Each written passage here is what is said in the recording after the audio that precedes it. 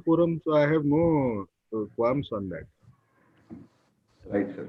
Okay, so it's 9 o'clock and it's time to start our session.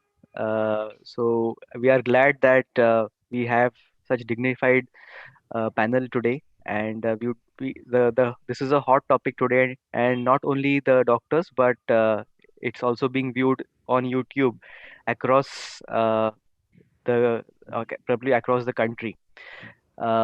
This being a hot topic, I think the people are eager to hear what are they looking at in the near future. I request Dr. Mukund Penurkar sir to introduce the guests, and before that, just to give all the audiences an idea, the Association of Physicians of India Pune chapter is a very active group in academics. Uh, we meet regularly for updating our knowledge, and this is one of the important sessions for us. We thought that this would be important to extend not only to our physician friends but also to doctors who are not physicians but from the other specialities. We also felt that these questions would be in the minds of a number of people uh, who would be facing the vaccination program very soon. So in this background, we could have no better person here to speak upon it and answer any questions. I hand over to Dr. Mukund Penurkar to introduce our dignified guest. Thank you very much, Pushkar. I think we will start on time, and it is my pleasure to introduce Dr. Raman Gangakhedkar. Dr. Gangakhedkar is presently Dr. C G Pandit National Chair for ICMR New Delhi. He has been former head division of epidemiology and communicable diseases, Indian Council of Medical Research, New Delhi, and Director in charge, National AIDS Research Institute, Pune. Many of us know Nari very well. He has been working in the field of HIV for over 3 decades, and he is expert in the HIV medicine and associated infectious diseases, epidemiology, and public health. He was one of the key players in advocacy since 1989 and have been involved in policy making at national level on infections, prevention of mother to child transmission, and STI management, in addition to other key population specific policies. He has been a member of many prestigious international committees on different facets of HIV disease, including those constituted by ACTG, WHO, UNICEF, UNFPA, and UNAIDS. As a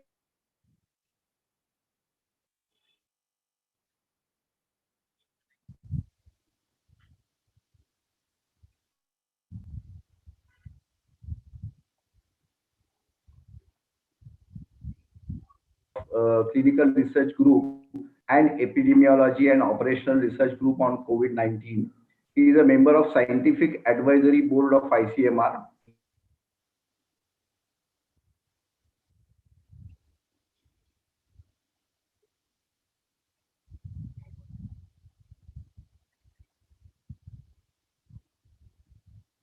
Institute of body of the new aims constituted by the Ministry of Health and Family Welfare, Government of India. He has been a member of Empowered Group 2 on COVID-19.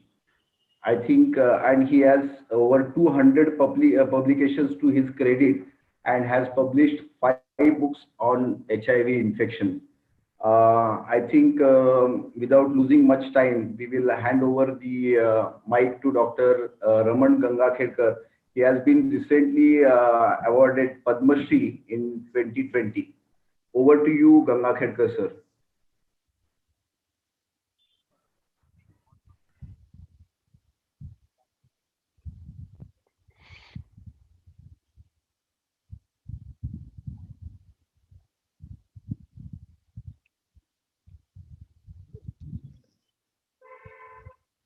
एकच second ना, ते थोडं sticky दिसतंय. Yes, sir, no problem. काय problem काय झाला?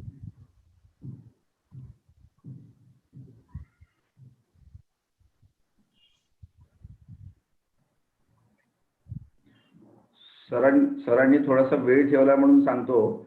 I had my primary education at taluka level known Gangakhed, and his surname is Gangakhedkar.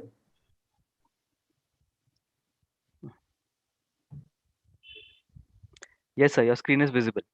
नाही पण ते फक्त ह्याला थोडं त्रास देते. आपण एनलार्ज करायला ते.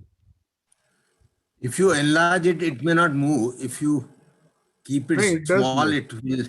Yeah, it is full screen now. Yeah. Sir, thank you for this particular opportunity.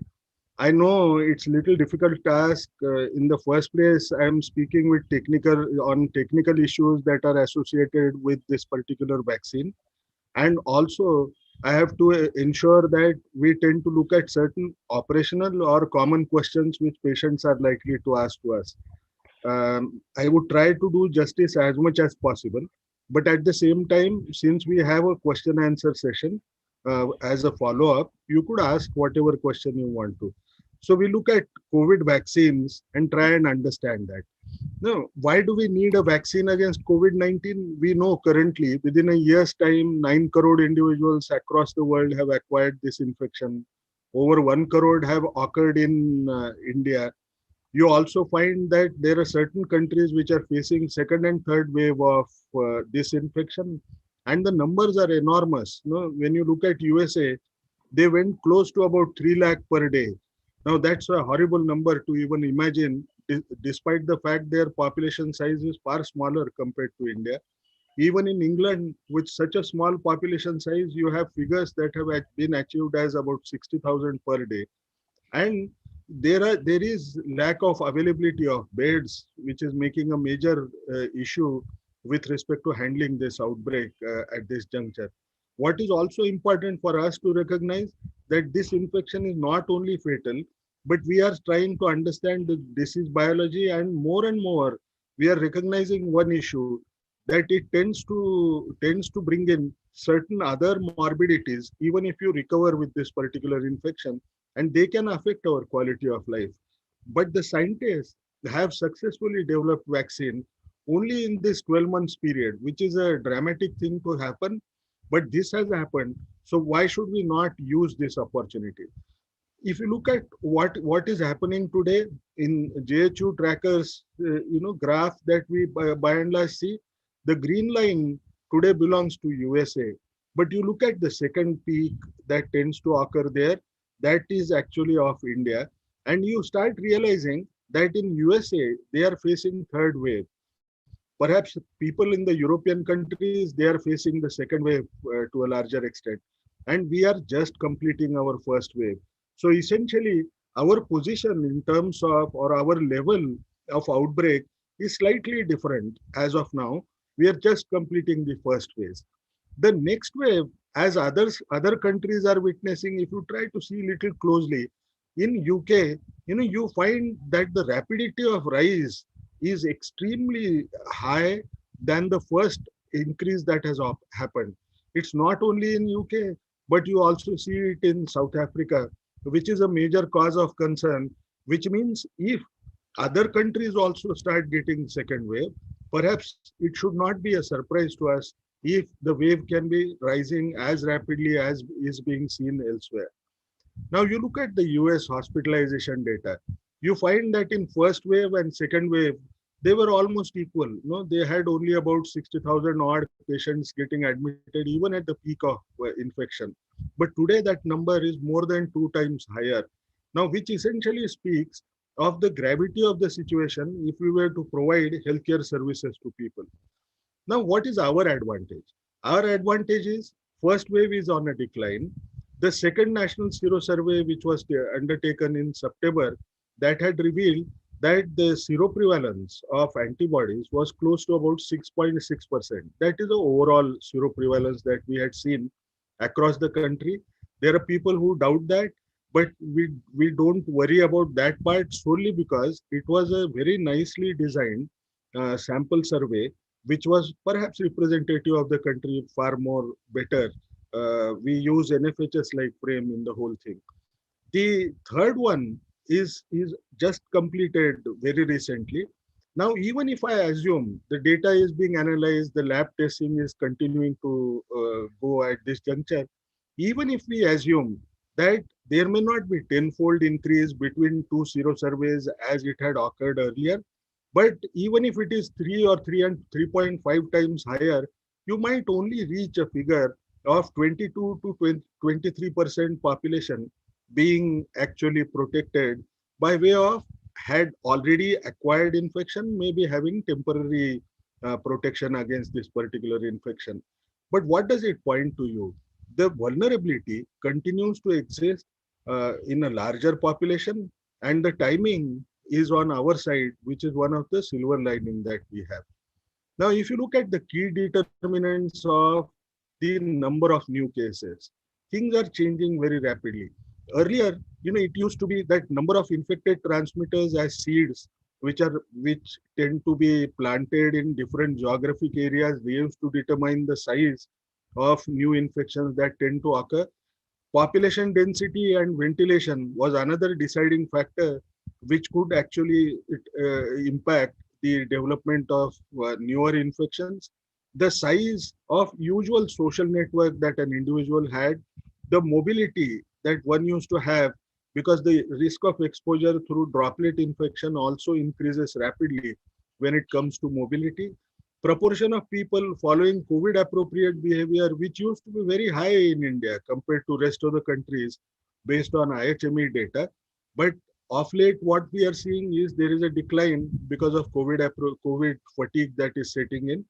And everything used to revolve around super spreading events. If super spreading events occur commonly, the numbers used to increase dramatically.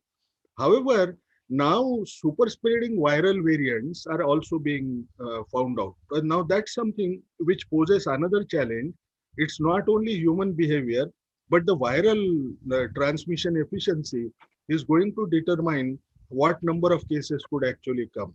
Now, what is the evidence today?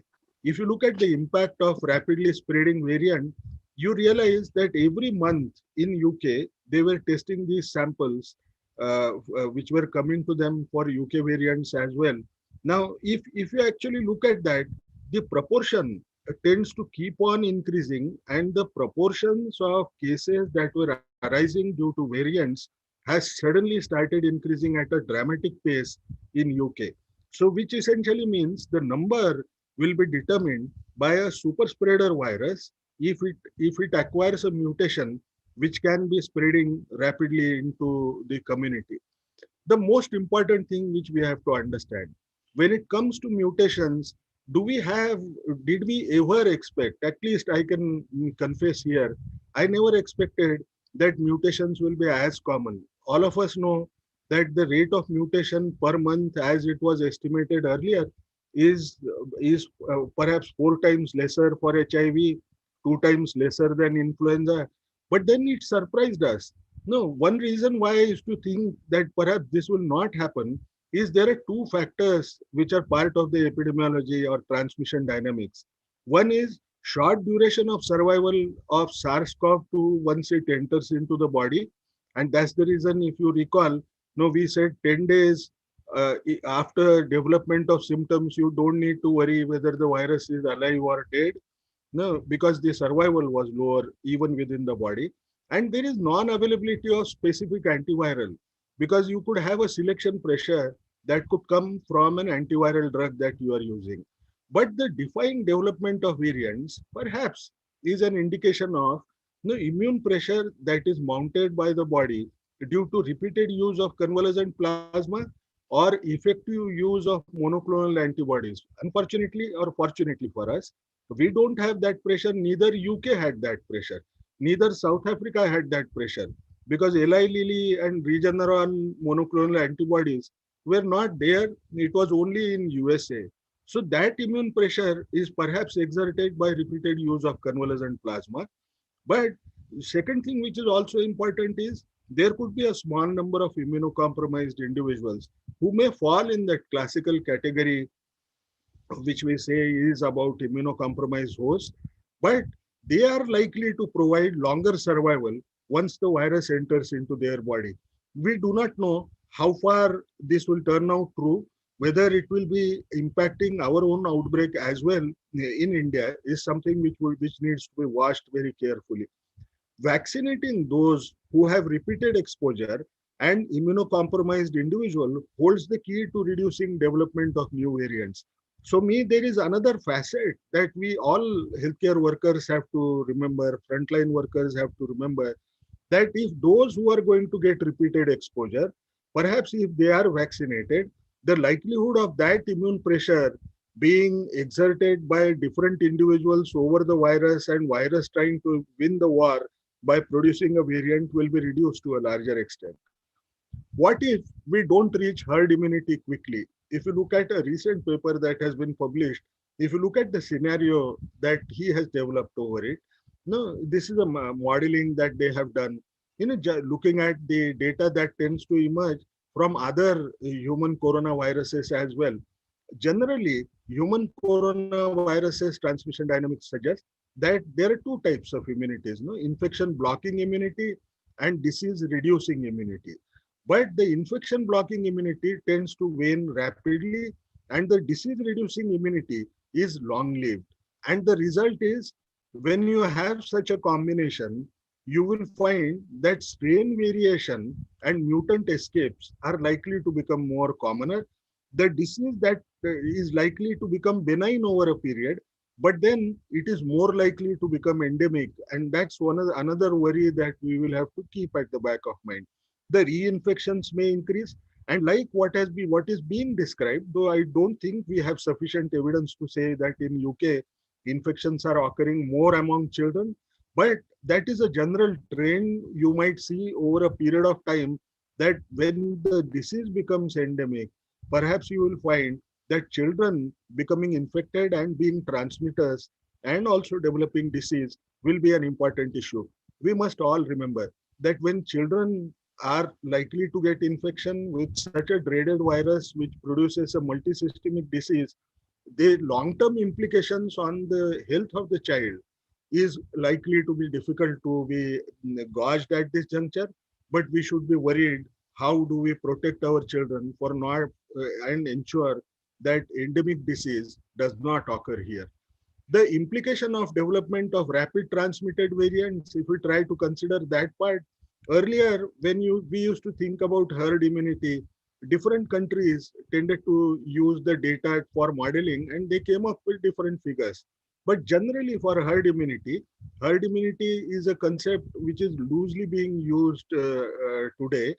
No, most often when you hear herd immunity, people tend to connote the immunity that tends to come from natural infection that can occur. But herd immunity constitutes both the natural infection as well as the immunity that tends to come from the vaccine that you provide. The risk, the level that we wanted to achieve tended to vary by different calculations. It used to lie between 58 to 74%. Now, if you look at the current new predominant variants, which are more transmissible, though they continue to be amenable to vaccines, there is one issue that we must keep at the back of mind. There are no more mutations in spike protein. Now, if you add more mutations in spike protein, perhaps escape mutants are likely to come up more often, and therefore the newer targets for herd immunity will require two things to happen.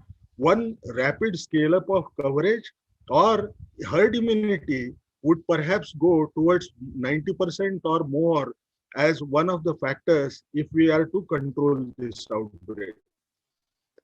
One of the things which India was very successful in was lockdown, and we could ensure that our outbreak or serious onset of this particular epidemic started 4.5 to 5 months later.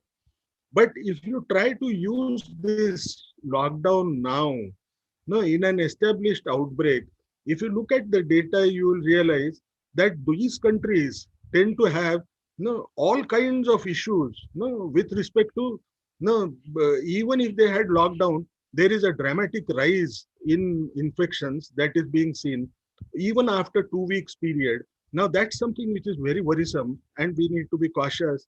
We need to understand that one of the tools as lockdown is not a possibility today to be used. The speed with which some of the countries, recognizing all these factors, are providing vaccine is something which is something to be looked at and perhaps thought over by us what we should be doing. If you look at the efforts that people are making, there is a rising trend, and this rising trend, if you look by smaller countries, you will find a country like Israel already has immunized 22% people. We understand that the population size is very small. You look at UAE, their population size is very small. But unless you make that effort, we are not going to be successful. And the effort cannot be only governmental efforts. It has to come even from people's acceptance of these vaccines that are being likely to be provided. If you want to have a high level of immunity using herd immunity using vaccines, the rate limiting steps need to be understood. One is global and national population size, which is too large in order to provide the vaccine, and limited vaccine production capacity, especially because there are certain platforms from which the vaccines may come. Their scaling up of production is likely to be difficult to be made in a short period of time. We won't go into those details as of now. And if that is an issue, one calculation which I had made some time back, they tended to think that in this particular scenario, we would require about 5 years' time to vaccinate everybody, no, globally. Now, that's something which is really a challenge for all of us. How do we compress those timelines? Only then, perhaps, we will have some kind of safety, not only from fears, but the risk of being one who is vulnerable. Looking at the broader objective of vaccine rollout, there are two major objectives. One is reduction in mortality and reduction in transmissions that could occur. Now, one needs to understand that looking at the limited availability of vaccine supplies, groups have been prioritized. That's the only way we can move ahead and ensure that at least the efforts will have to be done in prioritized manner, in a phased manner at this juncture. Who are those who fall in our priority groups? They are healthcare workers, frontline workers, persons above 50 years of age, and those with comorbidity. Their total number is estimated to be close to about 30 crore. The list of first two groups is available with the states. So the app that you would have would always be pre-populated, and therefore perhaps we will be able to use that particular information to provide vaccines in at least the first two risk categories that we have defined. Why healthcare workers are important? You find that if you actually look at healthcare professionals, the risk of acquiring this infection is almost 8 times higher compared to the other lower risk category individuals, including frontline workers. Now, despite the fact that we use PPEs, the risk of Gangakhedkar. Te, barde. hello, Gangakhedkar. hello, hello. Am I So please, audible? yes, sir. Please continue. There was an unmuting from a member. Sorry. Okay. So one of the things which we have to recognize that healthcare workers, despite using PPEs, continue to have far higher risk than what we imagine of acquiring COVID-19, which could be prevented by perhaps adding one more weapon to the armamentarium as vaccine. The older individuals and with chronic morbidities are also prioritized, essentially to reduce the number of deaths. Now, if you want to understand these vaccines little more, we will try to go over that part. How does this AstraZeneca vaccine, which is available here, how does it work? The genes of spike protein have been inserted into the adenovirus DNA, right? Now, when you insert those genes, this adenovirus will go inside the body, and it will enter into our cells, and where once it enters into the cell, it will inject its DNA into the nucleus. But there is one thing which we must remember: there is no integration of this injected DNA with the host DNA. it will go into the nucleus, and there it will produce mRNAs. mRNAs are the ones which will be responsible to carry the message, or carry the message as to how spike protein has to be produced. And this mRNA will provide this information, and spike protein will be produced in the body. Now, once spike protein is produced, you will find that our immune system will recognize it using our antigen presenting cells. And these antigen presenting cells will also ensure that there is a sensitization that will occur of T lymphocytes, so that you would have a sustained memory of this infection that has come inside our body. Now, if you look at Covaxin, this is based on a traditional platform. You can easily describe it as whole inactivated virions. Now, these kinds of vaccines, we have used it in the past. One of the things is, this being a whole inactivated virion, you must realize that it can generate antibody response not only against spike protein, but others as well. And Covaxin has reported to have lesser adverse events, less than 7% adverse event after 3 months of vaccination as such. Now, the entire new platform race that has come in, new and newer innovations are coming. As all of us know, that we have to provide this vaccine 28 days apart, the ones that will be available in India. Now, if that is the case, one worry would be, can I provide one dose vaccine? Perhaps that dream could also be possible soon, and it may also be possible even in India, because if you look at the conventional RNA vaccines, which are two-dose vaccines, what they have done is, it's a non-replicating mRNA that is given through the vaccine. However, you could make this vaccine in a different way.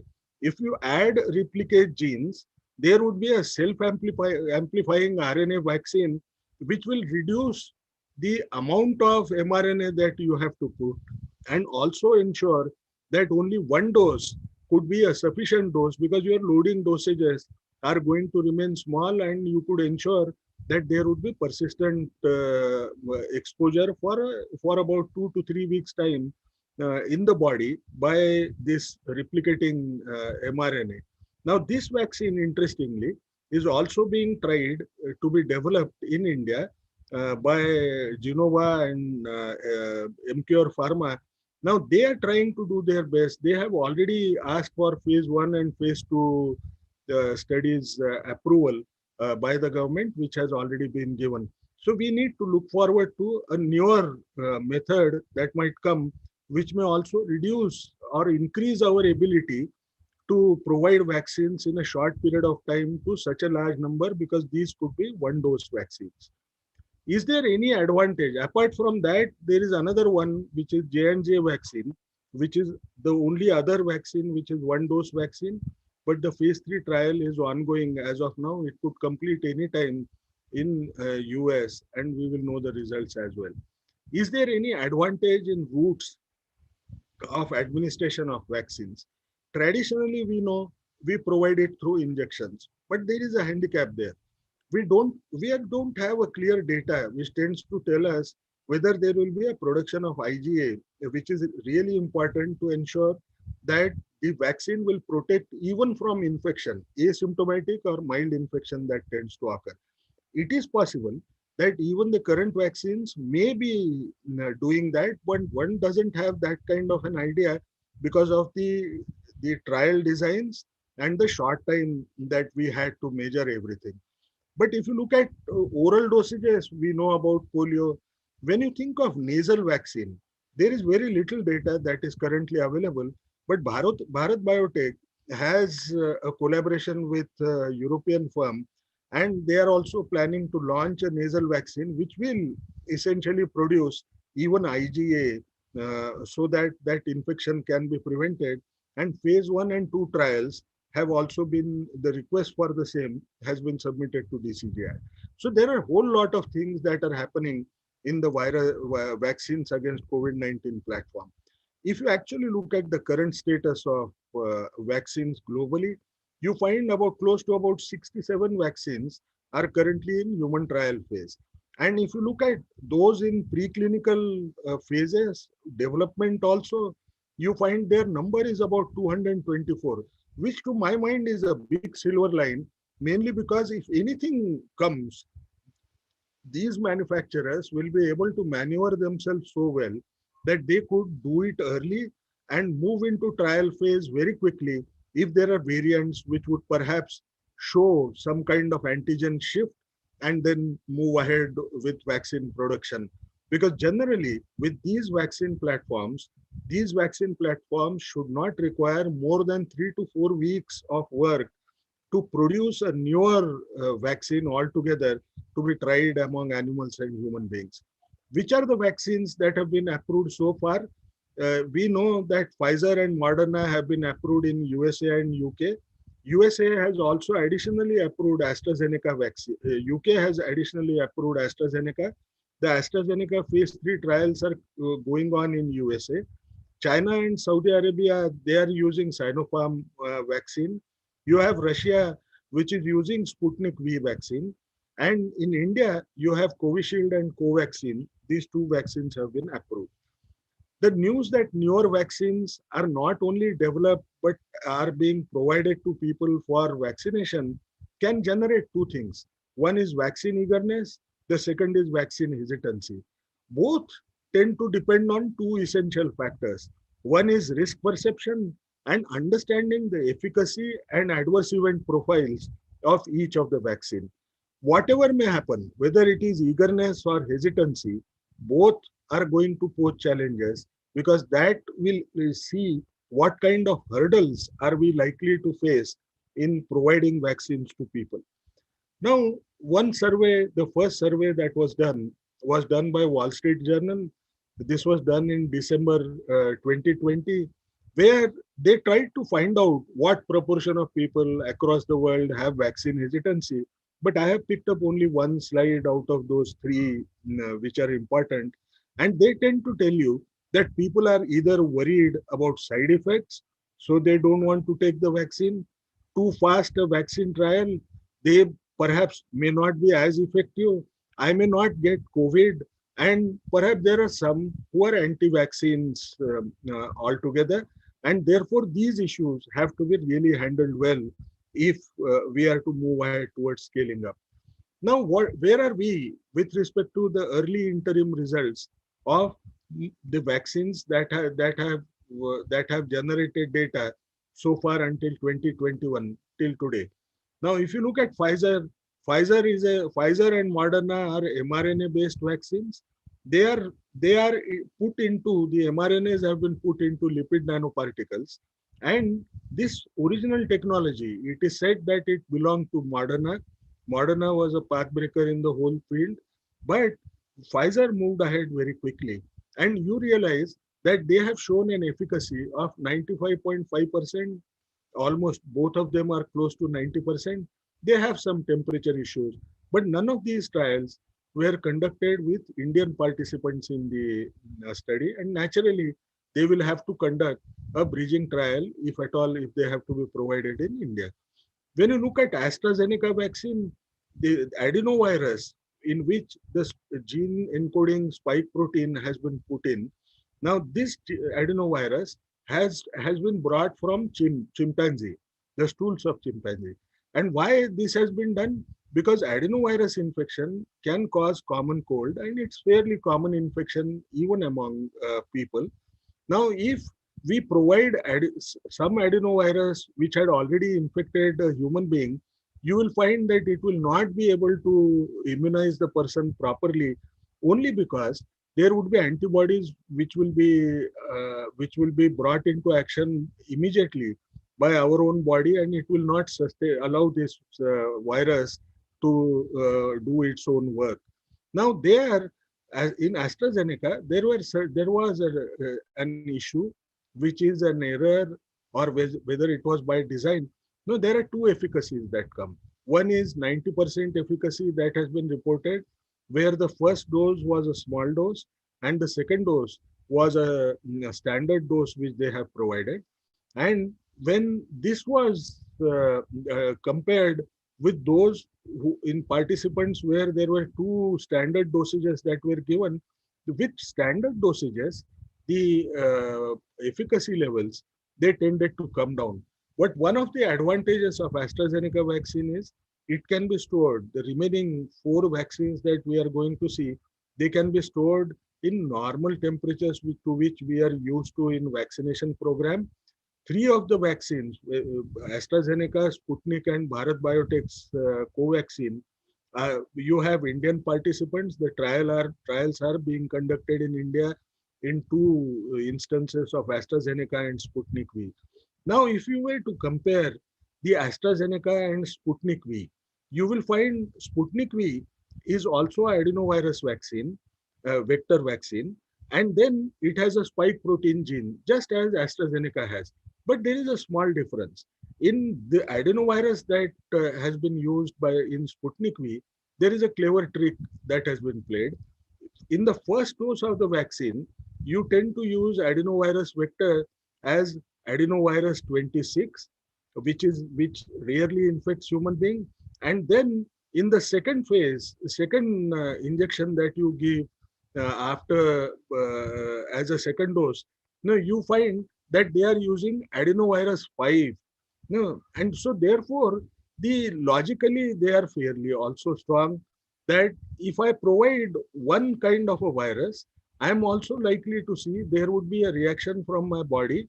My body may produce antibodies, and therefore they changed cleverly the other virus that has been used as a vector, and so you have adenovirus 26 plus adenovirus 5. They are used in Sputnik. Now, when you look at their claimed efficacy, it's 95%. Now, that's something which we have to understand at a backdrop, that they have only observed 31 infections in the interim analysis as one of their, what would I say, sample size, the way it has been calculated, only 39 infections have been observed. Now, one good thing that has happened is they are also planning, AstraZeneca and Sputnik V are also planning to have a trial for interchangeability. So, because both of them are based on adenovirus vector, both of them use the spike protein gene. If you alternate, perhaps first dose being given of, let's say, Sputnik V, and then second one coming from AstraZeneca, how does it impact the efficacy is something which they want to observe, and this would be crucial for Indian population, because then the use tends to be improved in terms of a country which is very large. When you look at Bharat Biotech, that is a inactivated virus which we described earlier. We still do not know the efficacy at this point in time, but this is a whole virus. And we look at Sinovac, which is a Chinese vaccine. This is also inactivated whole virus vaccine. Now, here, if you look at the efficacy that has been reported, it comes into ranges, mainly because different countries are reporting different figures as such. The initial claim was about 91% efficacy, and now recently Brazil has also said that perhaps the efficacy could be as low as 50%.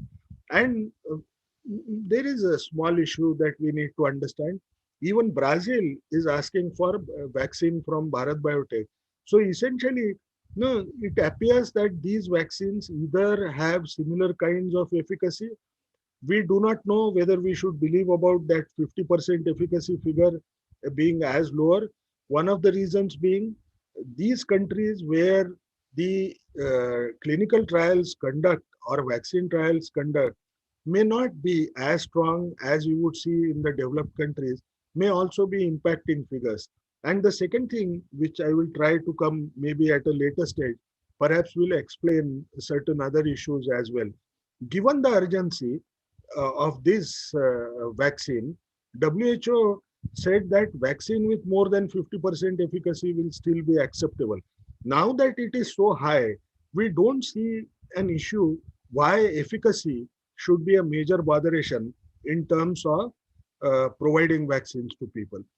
The implications of reported high efficacy by most of the vaccines tend to suggest a couple of things.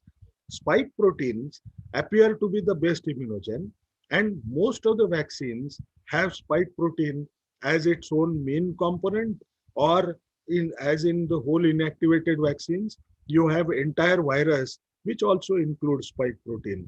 That's something which we have to keep at the back of mind. How is a vaccine developed? We know the vaccine is developed in lab setting, then it undergoes preclinical toxicity among animals. Then you have phase 1, phase 2, phase 3, and phase 4. In phase 2, until phase 2, you require smaller number of people to participate in those studies.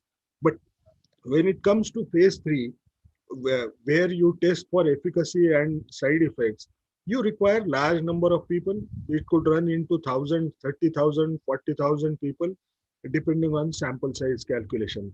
And then, even if I follow up people up to 1.5 years in a standard pattern, you will find you will still need to continue to do phase 4, that is post-marketing surveillance, just to find out whether there are certain side effects which have gone unnoticed because the number of recipients of those vaccines may have been small enough.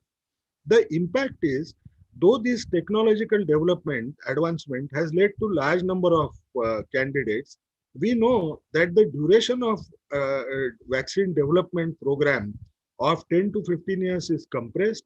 Vaccine trials have also become shorter in accelerated approval stages, and therefore it leads to certain issues that we need to understand. One is it becomes very easy to undertake a trial when the outbreak is extremely severe and it is exploding. You will find that the calculated number of infections that you require for interim analysis perhaps can happen very quickly since the outbreak is severe. And the second thing which we also need to understand, that since these are being calculated at the time of interim analysis and efficacy is being decided based on interim analysis, there will be a marginal decline in efficacy over a period of time. Like for Pfizer, initially when they calculated it based on 7 days after second dose. Now, if the person is exposed only for 7 days, that impact is going to be different than a person who is exposed to a sustained outbreak that occurs over a period of time which could run into years. So there may be a marginal decline which we should expect in terms of efficacy, but we will not know about it. That's another thing which is going to be a major challenge, because ethically now we will be required to provide a vaccine to the control group. So essentially that data, how it is going to emerge is a big question mark at this juncture, and it also impacts assessment of adverse events. Now, which side effects can occur due to vaccination and how common are they? The serious side effects are, as we know, the anaphylaxis, which is very rare. Most of us know about it. Rarely you could have transverse myelitis and encephalopathy. And also rarely you might find that there are certain individuals who will develop auto antibodies, and that's something which we may have to worry about. But generally, these side effects are detected very early, and that happens within 3 to 4 months of follow-up itself. So early and immediate toxicities are generally known when the participants have completed the follow-up of about 2 to 3 months time. But long-term adverse events could still occur. They may be related to re-exposure. They may be missed even in a normal trial. So you have to make a calculated guess as to how much should I wait in order to know about every side effect at this juncture. Temporary local and systemic side effects are seen with AstraZeneca vaccine. 60% of the trial participants tend to develop tenderness at the injection site. Headache could also be occurring in more than 50%. People could develop fatigue in more than 50% instances. Muscle ache and pyrexia are fairly common, along with chills, joint pains, and nausea. Now, the reason why they are being mentioned is the person who's taking vaccine should be aware of this, because it is possible that that could impact his subsequent behavior, whether to take the vaccine or not, the second dose. According to Bharat Biotech, only about 7% of the participants had these kinds of side effects in phase 2 trials. It is important that all those who take these vaccines need to remember that they are expected to take two doses of vaccine. Occurrence of side effects, the ones that we described earlier, should not have some implication for taking second dose. The second dose has to be taken after 28 days. And generally, the side effects tend to become lesser after the second dose compared to the side effects that you see in the first dose. Are these adverse events going to be monitored? Yes. They will be under medical observation for 30 minutes after vaccination. We have a robust AEFI system where reviews will be done, and they have been done for childhood immunization. And PVPI will be looking for abnormal signals that they may pick up from adverse events that tend to occur. So we would be in a position to know if there is unusual kind of adverse event that is seen as such, which could be very rare. How's that we could develop vaccine in last 11 months? Now that's one reason why people tend to have vaccine hesitancy. We need to remember HIV was one of the first major challenges. So people started looking at developing vaccines in 1990s against HIV. They failed. But in the process, they developed different vaccine platforms for development of vaccines against HIV. They could try some of them against Ebola to a reasonable success as such, and one vaccine could at least emerge very strongly.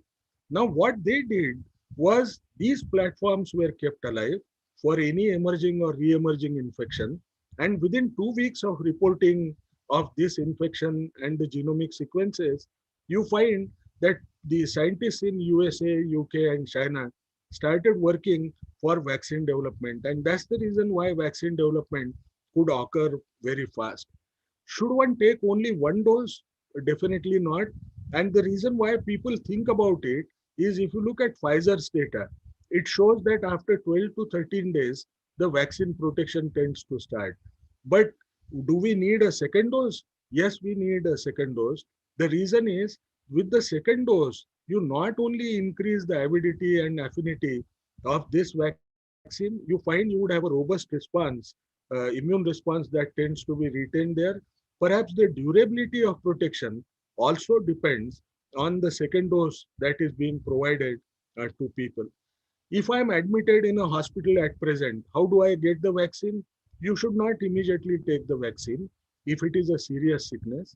And the doctor has to evaluate the immune status because you need a robust immune system to ensure that you will have an adequate protection that will follow after provision of vaccine. And therefore, one if there is affection of immune status, which includes even COVID, occurrence of COVID, the patient is in the hospital or recently he had COVID infection, then he can take 4 to 12 weeks time after illness to ensure that the immune status responds in a positive manner. If I am receiving monoclonals for my disease, can I provide this vaccine? Absolutely. There is nothing to worry. These are not live vaccines. Should we be providing vaccines to those who were infected by COVID earlier? No, we need to provide. The reason is we don't know how long the protection from natural infection may last. The most recent report that has come out of a study, it tends to suggest that it could last for almost about 8 months time. It is it is possible that it may not last for a more longer period. We don't know. So we have to assume that it may not last rather than last and remain in a complacent phase. The vaccine may work as a booster for immune system. Rarely it may cause severe disease in presence of antibodies. But we must remember that this is only because of the dengue experience or RSV experience that people tended to have. But then we have to remember that so far 2.85 crore people across the world have received the vaccines as such. Most of these places, they continue to have serious outbreak of COVID-19, but we haven't got any kind of data to suggest that it could happen. Please take 2 dosages, even if you had COVID infection in the past. And this is very important for healthcare workers and frontline workers who were at high risk of acquiring this infection. And therefore, they will also be thinking in their mind, since they had COVID, should I avoid taking this vaccine? any group, is there any group where caution is required during administration of COVID vaccine? You have lack of data for pregnant women and children. One would rather prefer not to start doing things with pregnant women and children at this point in time. We can still afford to go ahead and immunize others as priority population. Perhaps that would be a more prudent step, as the evidences tend to suggest. Though in abnormal circumstances, if a woman, pregnant woman is facing a severe exposure, in those circumstances, one could still try. And most often, you might find that it doesn't cause any problem. The reason is, if it's a pregnant woman close to delivery, you don't expect any teratogenic event to occur at that juncture. If a woman is lactating, do I need to stop lactation? Perhaps not. One must remember COVID appropriate behavior, observance of the same is good enough, and the data tends to still suggest that it doesn't increase the risk of acquiring infection to a neonate. History of severe allergies, no, we need to wait here. No, let the doctor decide on case to case basis. Though many patients would have allergies as such, not every allergy is going to cause anaphylactic shock or anaphylactoid reaction also. Now that's something we should be left to the doctor. Perhaps the prudent policy will be, you could provide the vaccine and ask the patient person to wait for a longer time after administration of vaccine. What if somebody is immunocompromised? There is no problem with the current vaccines that will be available in India. It is possible that these people may not respond, or the take of the vaccine may be lesser than an immunocompetent host. However, every effort should be provided to vaccinate them, because this is a risk group which perhaps can lead to emergence of mutants as such. Will these vaccines require a booster, or how long will the protection last? There is only a historical evidence which we can definitely point out to. SARS is one of those diseases that is also closer brother of this particular infection.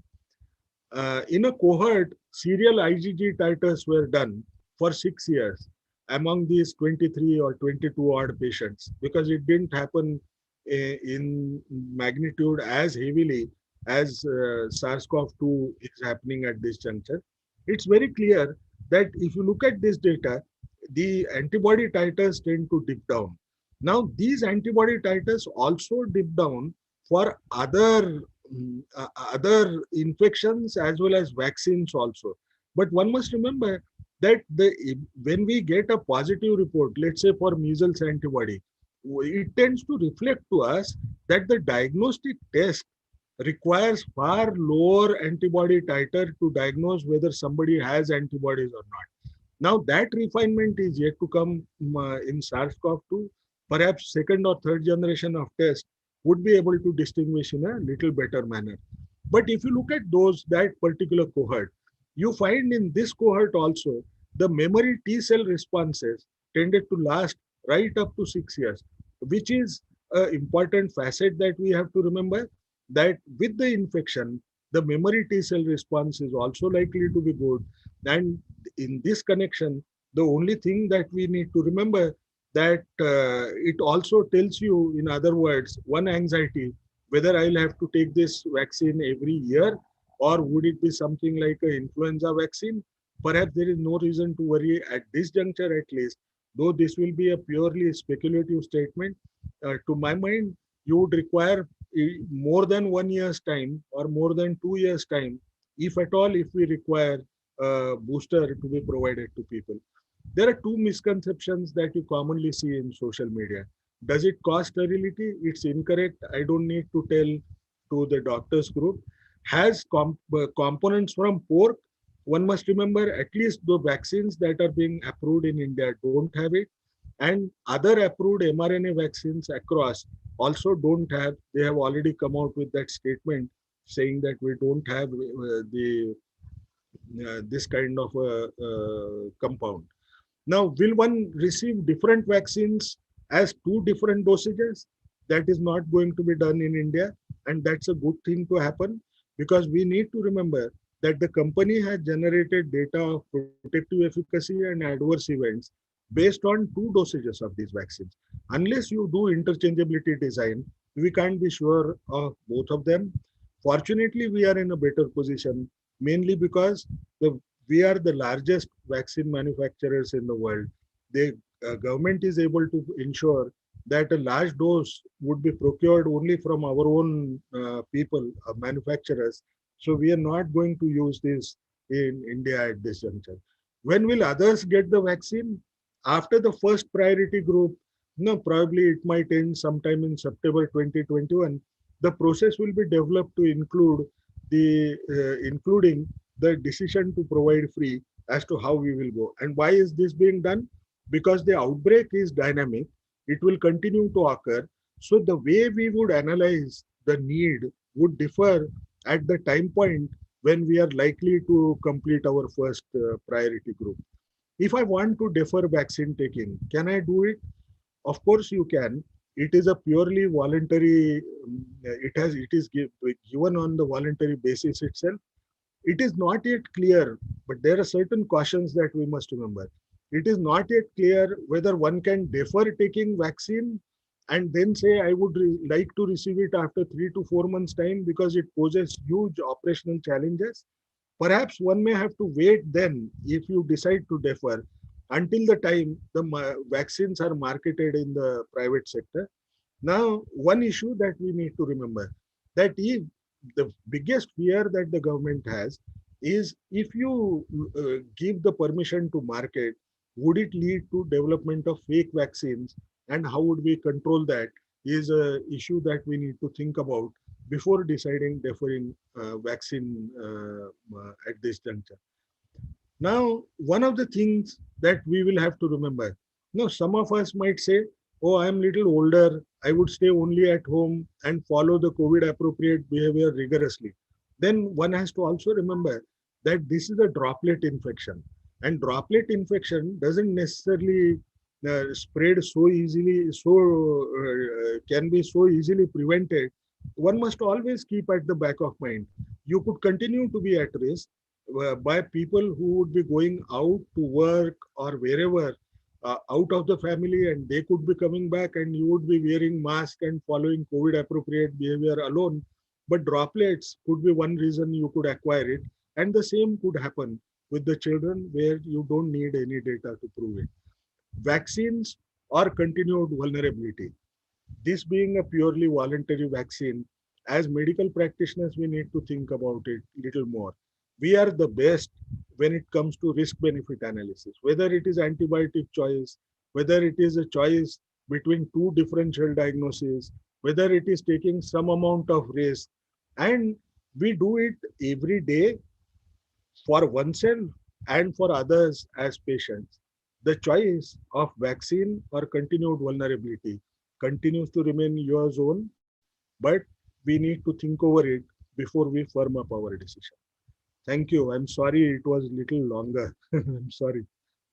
I didn't realize this much. Thank you very much, sir. Nothing to sorry about. Actually, it was a very interesting and important talk. Almost around 1,500 participants have joined through YouTube, and many of them are non-doctors also. They are watching you interestingly. I think before we put across some questions to Dr. Gangakhedkar, one more speaker was supposed to join, but Dr. Ashish Bharati, PMC Health Officer in charge, but he could not join. Instead of him, Dr. Amit Shah, instead of Dr. Bharati. So I would request Dr. Amit Shah to put across. Dr. Amit Shah is in charge of Medical Officer Immunization, Pune Municipal Corporation, and is also looking after some part of contributory health scheme. He is MBBS DPH postgraduate diploma in hospital and health management. There are many questions for you thereafter for Dr. Amit Shah. Dr. Amit Shah, are you there? Yes, sir. So you can just tell us what is the preparedness across Pune section? I think you can mention about the preparedness across the Pune Municipal Corporation in as brief as possible. Hello. Over to you, Dr. Amit Shah. Ha. Good evening, everyone. Preparedness for COVID vaccination in Pune is, first of all, it is going to be launched in 4 phases. First is for healthcare workers, then is for frontline workers like police and sweepers, etc. Then for above 50 and comorbid persons, and then general public. For registration for first phase 1 was going for last 2-3 months. For that, you have to register from link given on HMI's portal. Near about 56,000 healthcare workers have registered in that portal. Now from 16th, we are going to start vaccination for COVID vaccine. It is from serum only, Covishield. A nice presentation given by Gangakhedkar sir. So for Covishield, we are having 8 sites right now defined. 4 government and 4 private. Government sites are first Suttar Hospital, then Rajiv Gandhi Hospital at Eroda, then Kamla Nehru Hospital, Sassoon Hospital, and private hospitals are Dinanath, Ruby, Nobel, and Bharati. Bharati already has conducted trials for Covishield vaccine.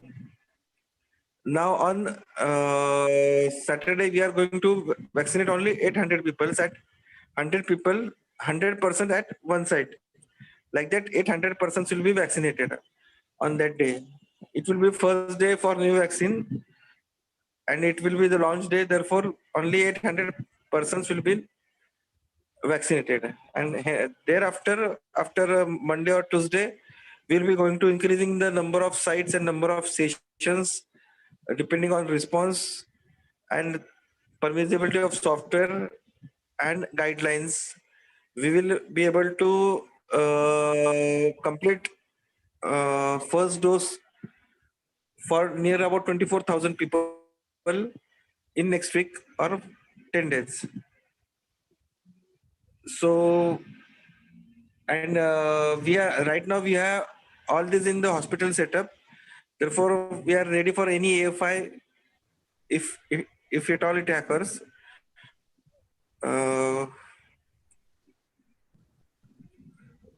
Over to you. If any questions are there, then I am ready to answer.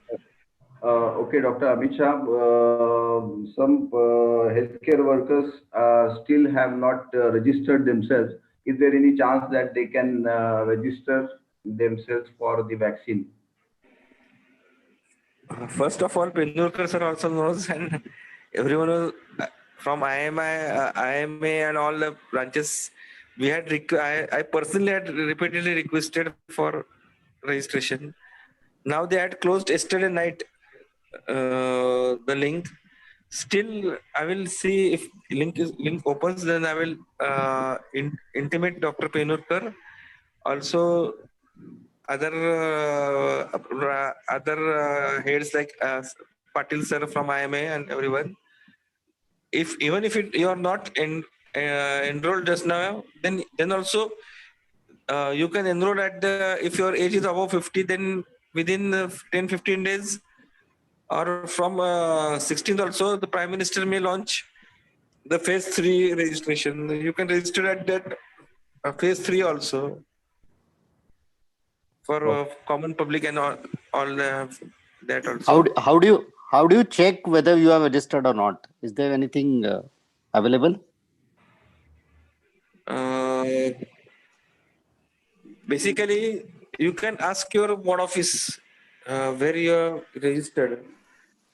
We had registered through ward offices, decentralized way. and we had given the names of each ward medical officer. You just can contact him after 16th, 17th. After the launch is over, the hecticness is a little bit over, then you can check with him. You can ask them by phone or WhatsApp them. They will see and reply you. Okay. Okay. Yeah. And See, here there will be no cost because restriction. somebody had come to the clinic and they have Hmm. taken the data, but whether it has been submitted or not, we don't know. We don't have any proof Which about that. clinic is there, sir? No, I'm not asking about myself. I'm asking for a generalized public that most of the people have submitted it, but we Yeah. don't know whether it has been submitted on the site or not. So, is there any option how to check that? That is my question. I'm not asking about myself. It is for everyone. For that, I have to. Or you have to ask the ward office only. Right now, you have to ask ward officer, ward offices. They have submitted template, but still the app is also mobile app is going to be launched today or tomorrow, and Okay. the launch of apps and all that is and software is being updated. After 16th, when Prime Minister starts the nationwide vaccination campaign, then there will be more clarity on the software Okay. and how Okay. that will be done. That's fine. Okay. If Okay, I would request Dr. Amit Shah to be there online if he has time. There are some questions to Dr. Gangakhedkar. Dr. S.V. Kulkarni from Navi Mumbai, he has asked one pertinent question. Rather than targeting the seniors, why not protect the young or mid-aged who manage the economy? I think few countries are doing that. Gangakhedkar, sir. Yeah, I don't think anywhere people are using this vaccine only in the young population as a prioritized population. Because eventually, like our Prime Minister says, Jaan hai to jahan hai. If people survive, the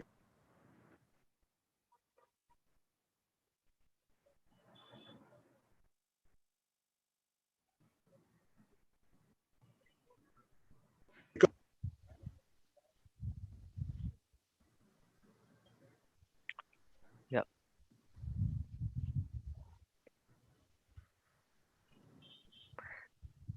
Right, sir.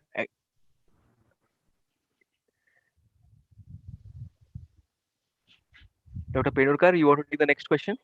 Yes, Dr. Pradeep D'Costa wants to ask if the range of vaccine storage is REM of the vaccine storage is compromised during the transport or vaccination program.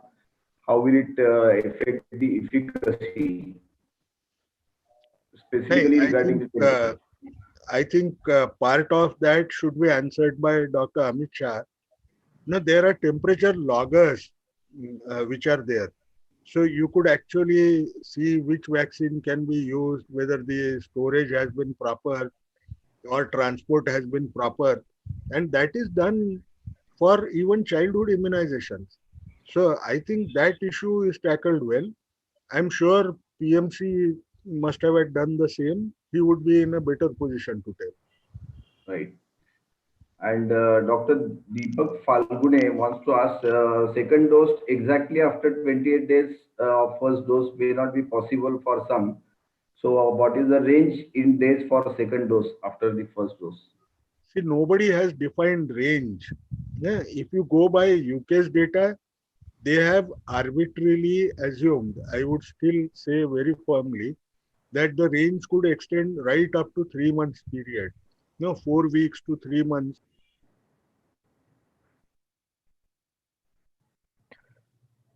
I think sir has dropped out. Mm.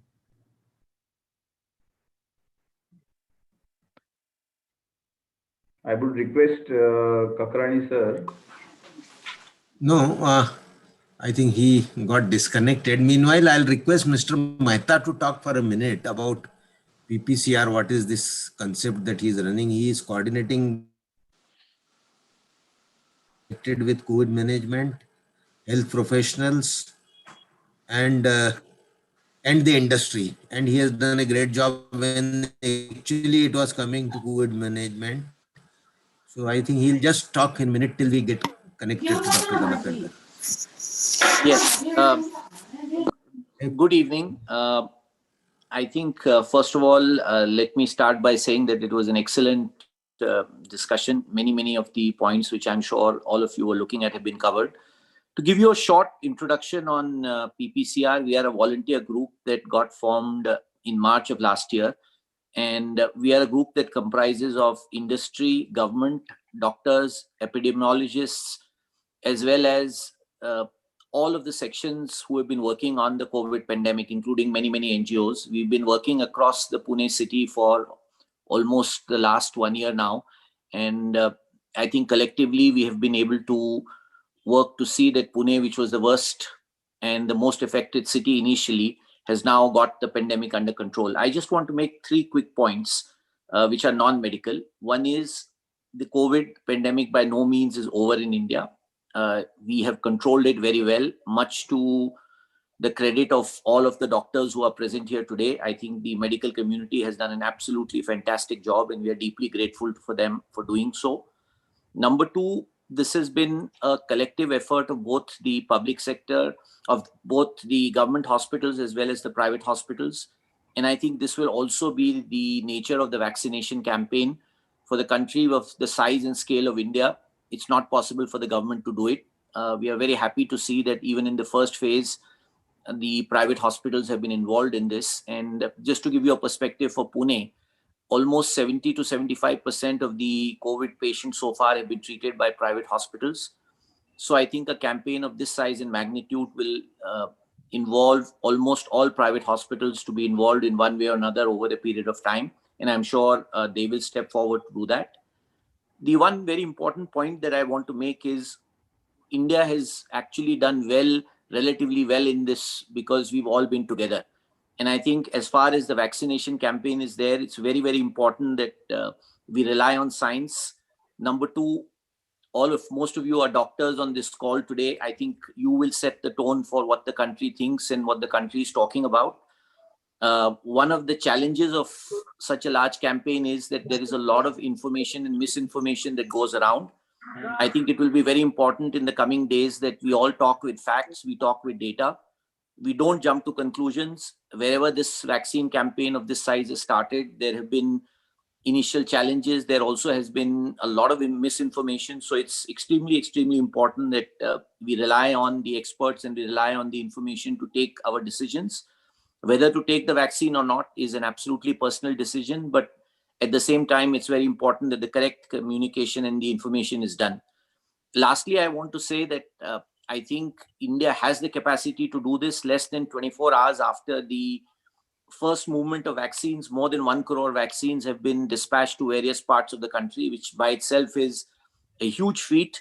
I think the next challenge will be to see that once the vaccination campaign starts, it picks up speed very fast, and I'm sure we will be able to do that. And collectively, we will be able to see that the worst of the COVID pandemic is behind us and that we are able to control it. Thank you. Thank you, Mr. Mehta. I think Dr. Gangakhedkar has joined. Dr. Gangakhedkar, it gave me a scare. It gave me a scare when you told that the India's first wave is coming to an end. So you, so without vaccine, you feel we will also follow the pattern of US and UK? Of course, yes. No, one has to understand. No, sir, थोडंसं मराठीतही बोलतो कारण ते आपलेच लोक आहेत सगळे. मी very recently, I had to travel to Aurangabad for some reason, because somebody had passed away. Now, when I started moving, I realized you leave Pune. Pune has at least some use of masks, but you move towards Ahmednagar from far, let's say 100 kilometers after Ahmednagar, before Ahmednagar, the whole thing until Aurangabad appeared as if there is no coronavirus. Now, which essentially means what we tend to speak tend to be reflection of our own experiences And we tend to believe that since I am following COVID appropriate behavior, now this will not come. But to my mind, not only the COVID fatigue, but also the newer variants that will come will perhaps pose a major challenge. There is no reason to remain optimistic. We need to be, we cannot develop complacence. We have to believe in continuation of COVID appropriate behavior. This is not only for those who are not vaccinated now, but it is also for those who may be vaccinated. They will have to continue to follow COVID appropriate behavior. Perhaps these COVID appropriate behaviors are going to stay here for next 2 to 3 years. As I assume, if something dramatic tends to happen, I stand to be corrected as a person from data science. No, I would believe anything that happens when it actually happens. Dr. Asmit Vaidya is there online. Dr. Asmit Vaidya, you want to ask? Yes. So very good evening. Am I audible? Yes, yes, you are audible. Please go ahead. What should be the antibody titers be to deem a person protected against this COVID virus? Yeah, that's a little tough and tricky question. No, you are talking of correlates of protection. No, we call it in our scientific this thing, we say correlates of protection. Now, correlates of protection, the only paper that is currently available is from animal studies. I didn't want to make a very technical presentation. So I didn't show you. Maybe some other time I will show. No, they have used certain antibody titers in animal studies, which were immunized against it, and they found that anti-RBD ELISA, where the titer was more than 137, perhaps is a reflection that there is some correlate of protection of significance that has taken place.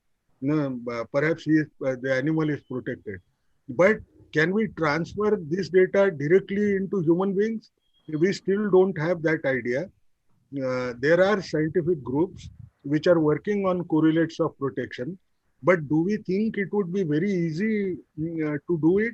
Perhaps not. No, the two reasons is reinfections continue to remain a rare event. So we do not know what could be a protection level in a situation where the outbreak will start declining. When the outbreaks decline, you will find it far more difficult to prove correlates of protection. But we will have to wait. Thank you. So one very important question which has come from the YouTube audience, which I want to highlight here, Ms. Dr. Jayan Pandharikar asks that you, of course, mentioned that a person who has suffered from COVID should take the vaccine. Specifically for those patients who have gone through the cytokine storm and come out through a very turbulent and stormy course, recovered from that. Is there any data which says that it is okay for them to take the vaccine, or should they take the vaccine? See, that dilemma will continue to be there until a stronger evidence emerges. But yes, having cytokine storm is likely to be a condition which, even for me to give you a straight answer, I would not be in a position to provide that, because cytokine storm is also a reflection of immune system acting against spike protein, or the antigens that have entered. Now, when cytokine storm was experienced, I have no clue whether a small dose, because that may be dependent on viral load and the genetic factors which that individual has, because it's clearly shown to be related to interleukin related genes. As of now, there could be multiple genes. But then we have no idea whether one would be completely safe. But I suppose that data will also emerge. I would not like to boast or speculate on lack of data in this particular area. I would prefer to say sorry that I don't know. Yes, sir. Thank you, sir. I think Dr. D.B. Kadam sir is also there. He's the member of COVID task force. rest of Maharashtra. Dr. Kadam sir, you want to comment? You want Pushkar Kadam sir is there? Yes, he's there. Uh, सरांचा आवाज खूप दिवसांनी ऐकणार आहे. uh, कदम सरांची बोललोच नाहीये. Kadam sir, could you unmute yourself? Yes. No, the thing is that, as Sir has said, we don't know things to clarity still, and most of them are speculations. One of the speculations which was put forth, that anybody who has COVID, he should avoid vaccination for 90 days, same as anybody who has received convalescent plasma or monoclonal antibodies.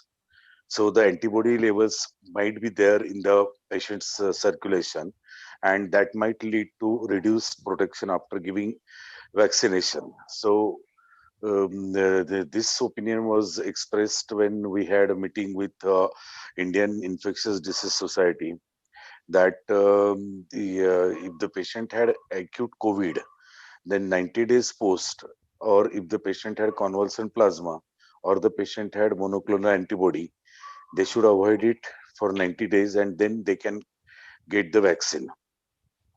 Those who will get cytokine storm are likely to get better immunity.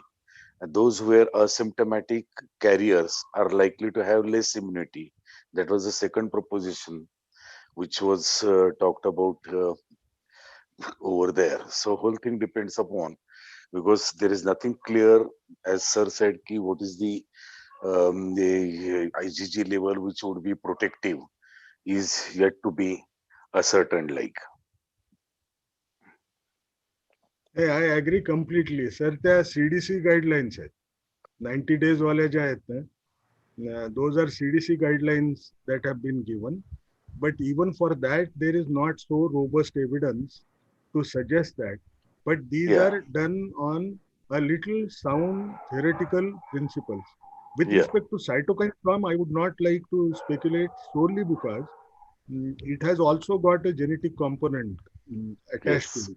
And therefore, I would not know whether we provide vaccine and then something would happen. I would not like to take that risk, sir. Yeah, and secondly, in cytokine storm, there is a lot of use of steroids, and whether steroids themselves will reduce formation of B cell mediated antibody production. That's again a question to be answered yet. Absolutely. Yeah. Kadam sir, there are many non-doctors who are listening to us. They are eagerly waiting for the vaccination. When do you think the general population, apart from the healthcare workers and the frontline workers, would be able to get the vaccination? As Dr. Amit Shah said, so the priority list which we have decided is first health worker, then the police and other people who are facing the public, and then the elderlies, and then the general population. So how many centers would be there? What would be the extent of vaccination? Do like Israel, they have attended large population in very small time frame. So we have to just watch and see how would be the further proceedings regarding vaccination, and the whole thing depends upon, in my opinion, is the press and what type of publicity this vaccination gets.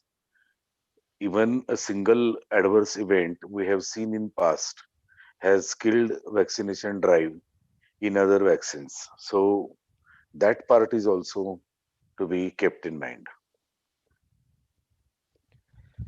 One practical question which comes from the common people is that there were news that probably in the future there is going to be a need for some vaccination certificate if there is to be an international travel. Of course, there were positives and negatives about this, but with respect to logistics about giving vaccination and during the drive, would the persons who would be getting the vaccine be getting some authentic certificate of being vaccinated so that they can use it if needed for international travel?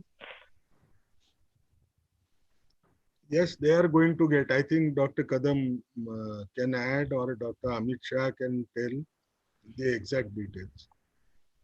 No, Actually, just they may see the antibodies as they see in when they admit students in American universities, that they see titers and then they only give the admissions to them. Maybe I think they may ask to produce antibody titers before they permit them without quarantine. Not sure, Eh, but this eh, is what is they do in when they admit students in American universities. but it is quite likely that they would ask for vaccination certificate because these are bilateral um, relations related issues. There are many countries which tend to dominate that field. The scare is extremely high. Therefore, they are vaccinating their population. They would not like to see that somebody walks in and comes with a viral strain which could ignite another outbreak at that juncture. So it is possibility that cannot be ruled out. But government has taken care of it. That app will ensure that certificates will also be issued. Yes. One question I from think the I think I think there is so much transparency about all these things. So certificate will definitely be handed over to the patient, at least on They the have app. already announced, which they have already announced, Yeah, will there be is a lot issued. of transparency. So I think things should be that way, very well done. uh, Dr. Bande has one observation that it was clear that underdeveloped world seemed to be less affected in this pandemic. Any scientific explanation for this thing, Dr. Gangakhedkar? There is one thing which we have to remember. Uh, what we see may not be a true reality because it all depends on how much of flooding of tests occurred in that country. No? So one cannot just go by numbers as they appear, whether it is in JHU, COVID tracker, or any worldometer or whatever data that you see, because it's a function of, and the less developed a country, the less expenditure it is going to make even on detection. So those are issues where we shouldn't draw more conclusions than necessary. That's one of the reasons why I always used to feel that perhaps there has to be some kind of score which tells you the number of people who are hospitalized, and a ratio could be drawn between them to tell you, but that kind of cohort data has not come up because of age compositions being different. Excuse me, it is a multi-dose vaccine, right? Multi-dose vial, which is coming. So what should be the dose for each 1 ml or 2 ml? Uh, Amit Shah असतील ना sir त्यांनाही बोलायला I think it's a 5 ml. So, that Vial. no, dose is 10 0.5 ml. Dose is sorry? 0.5 ml. 10 Okay. doses in one vial. Yeah, Just 10 dose 10 vial. dose in one It's vial. 10 dose vial. Once it Yeah. is opened, it has to be finished within 6 4 hours. hours. 4 4 hours. hours. 4. 4 hours. 4 hours. Dr. Gangakhedkar, one question which was quite relevant till a month back, not now relevant, that certain other vaccines increase your immunity. People have taken RBCG or conventional BCG and MMR. Now nobody may be asking this question, at least maybe some common people will ask, till that time we get, should we go for those vaccines? What is your answer to this? Sir, those were all association studies. No, they were cross-sectional studies where attribution to a particular intervention like BCG tends to remain weaker until you actually show it in a cohort longitudinal study. The efforts to build the cohort started, but as you must understand that no, they take their own long time. It's like doing a vaccine trial by themselves. No, so those results were given those efforts to actually vaccinate were given lesser priority at a time when vaccine trials were ongoing. So you will get the data, but you will require a longer time to have actual data to say whether it protects or not. No, but until then, I would say it is a speculation. Now that we know that some good thing can happen with use of vaccine, if BCG is also protective, perhaps it's augmenting one's own protection to a larger degree using both the interventions. You may not necessarily take BCG, or you may additionally take BCG. But I would be cautious in making statement whether it is protective in absence of longitudinal data. Right, sir. And one question pertinent to your both fields, HIV and COVID. What about the false positive HIV seroconversion post-vaccination? False positive seroconversion of HIV? No, it doesn't HIV. occur, sir. No, What they reported in Australia, for a particular, I don't know, there was some reason they reported this in Australia. There was one report. No, no. At that time, when we were faced with the challenge of doing validation studies for all the kits that were being brought, no, the panel that we have used, no, by and large, we had malaria, we had dengue, we had the common diseases, including HIV, as a part of it, and we essentially saw that cross reactivities also were not occurring as often. So we don't have any data to say in India that there could be cross reactivity. Right. Dr. Amit Habbu wants to ask, there are some probability models which suggest that random vaccination may help reduce transmission rate faster, not in the groups. Has this been studied and rejected by ICMR? आता modelling काय असतं sir modelling मध्ये you tend to use all kinds of assumptions, no, and if you tweak with the assumptions, your outputs are going to be different. Now if you say they should be provided randomly, now that's very difficult to be even operationalized for us. Now if there is no purpose but only to raise herd immunity, it will become difficult for justification of a, I won't call national program, but a public health emergency. No, in public health emergency, for whatever you are going to use an intervention, you need to prioritize even the objectives for the same. And the prioritized objective is reduction of mortality, because that's very important, because those who may not fall in that vulnerable group, the likelihood of death is also going to be low. Now, if you think how people's lives will be saved, it has to be the healthcare workers and frontline workers.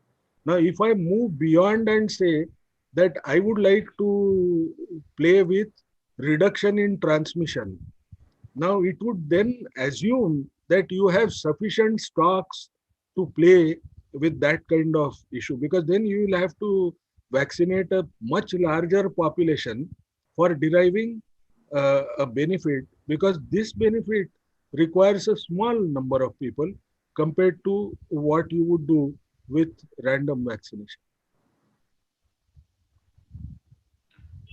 We are going to have different kinds of vaccine over a period of time. As of now, there may be only one. So is someone going to get a chance to choose between the vaccines? And one candid question to you, if all the vaccines were available, which vaccine you would have chosen? I can't answer that for one simple reason. If I do anything, no, the reality is I don't have choice of vaccines. That's number one. Now you look at the backdrop. If I say that you use, I would prioritize X vaccine, somebody would just say अरे इसको पैसा दिया है vaccine manufacturer ने ये जब जैसा choice करने का अगर मौका रहता था तो चॉइस कर सकते थे. अभी तो there is hardly any choice to. I think Mukund Pendurkar sir is trying to ask a coffee with current type of a question here. But one thing is certain, that if I ask you tomorrow on 16th, first day only, because this will give message to all the healthcare workers who are seeing this program today. Sir मैं registered भी हूँ क्या मालूम नहीं. मेरा ऊपर से क्या है, मुझे एंजियोन्यूराटिक एडिमा 2 बार हो चुका है जिंदगी में. एक 5 साल का था जब वो टिटेनस का दिया था, क्या एटीएस दिया था वो मालूम नहीं, और उसके बाद में एक बार मैं कुछ तो ये करते हो. I have no idea, but I don't know whether I am registered here और am I counted in Delhi. It starts with that. No, supposing this issue was angioneurotic edema was not there, and you were registered in Pune, 100%. will you take? I would have So gone that for. gives message to everybody that who is attending this program, that we should take it. You had in your last slide said the choice is yours. Choice is yours. Moreover, selection of the place, because I looked at the when he told, and I think in one of the groups the sites came. The only thing that I was thinking, if I have to go, I would go to a place where they have good skills to attend for an emergency if ever it arises. That's all. And then I was planning, I wouldn't, like as I said, I wouldn't talk of even the hospital, because that's then likely to say कि वो उसको favor कर रहा है.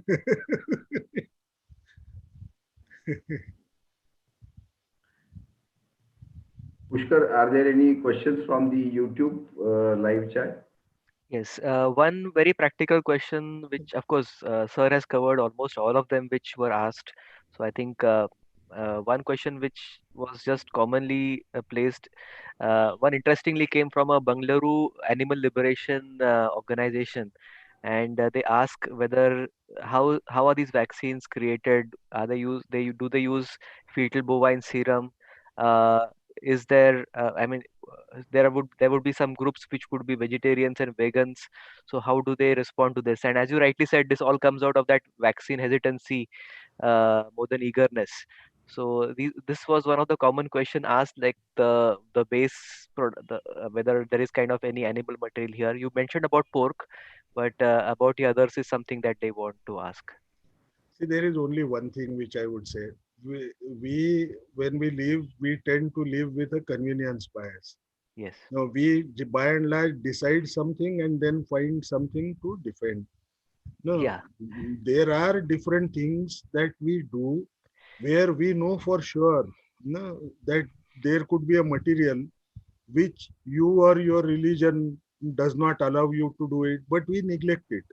But we neglect it because we think what we are doing is what is required for that situation. So I would believe that we should not dissect it to such a level from where everything is happening. Perhaps it would not be a very prudent policy to look at from where this fetal bovine material came. Would it contain fetal bovine material as such? Perhaps I would suggest to him that we shouldn't dissect too many things, but it is up to him to decide. These are my own views. They don't mean anything to anybody outside. Right, And sir. should not. Right, sir. Thank you very much. I think most of the questions on YouTube have been covered by sir already. So if Dr. Is Rishikesh Joshi there? If I think he was also coordinating to take questions from YouTube. Ashwini. Yes, I'm there. There was one more question about the vaccines. If the pregnant doctors should take vaccines. Pregnant doctors, I would encourage not if in the first trimesters of this thing, especially when organogenesis is occurring. There is another thing that they need to remember, that in any case, there is an additional protection of use of PPEs that doctors have. So for tiding over the temporary period, perhaps they may refrain from taking it. But if they have to take it, they may take it a little later, because we still don't know anything about teratogenicity, but it is unlikely to come. But as I said, these are speculations, no hard data. Right, sir.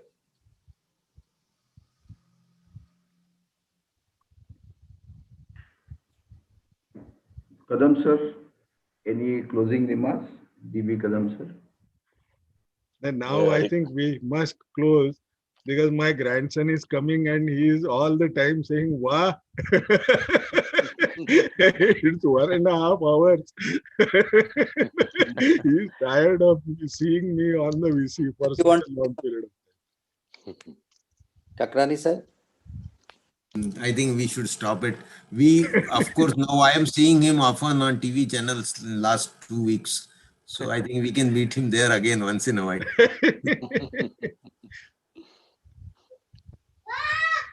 Right, Thank you, sir. sir. Yeah, I think the call has come. Thumb. The call has come. I think we can call it a day now. Yes, I think Yes. it was a fantastic session. And for the statistics, the people who viewed apart from this Zoom meeting were around 1,400 people, probably across India, who viewed. Of course, they were eager to listen based on what topics we had posted. So thank you very much, Dr. Gangakhedkar sir, Dr. Kakrani sir, Dr. DB Kadam sir, and over to Dr. Pedurkar sir for the closing remark. Thank you very much, Gangakhedkar sir. It was a very nice talk, and it was really a candid one. We could interact with each and every question, whatever was answered, whatever was asked to him. And thank you very much, Dr. Amit Shah, for coming in, joining in at the 11th hour because of not availability of Dr. Bharati. And thank you very much, Kakrani sir and Kadam sir, for being there always for such important talks. And we are very much thankful to the audience, because I think it was circulated today itself to all the audience of our YouTube live streaming, and almost 1,500 have joined in, and I think they must have enjoyed, or they must have been benefited with this particular topic, because many were asking, or I think each and every day we get four to five phone calls for the same questions of vaccination: when, where, and when will we get, and which vaccines, and whether to take it or not. I think Dr. Gangakhedkar has answered almost each and every question, and now the audience is better educated with whether to take and when to take vaccines or not. So I think we can close the show. Pushkar, Rushikesh, Ashwini, Preeti, if you have any comments, you can just keep in and ask any question or comment yourself. Yeah, I think Dr. Gangakhedkar sir is it's high time for him also. So I think we can close the session now. We have got fantastic comments from YouTube. They were all of the participants and all the delegates and attendees were very happy. So thank you again for this, and I will end the session now. Thank you for the opportunity. Thank you very much. Saran,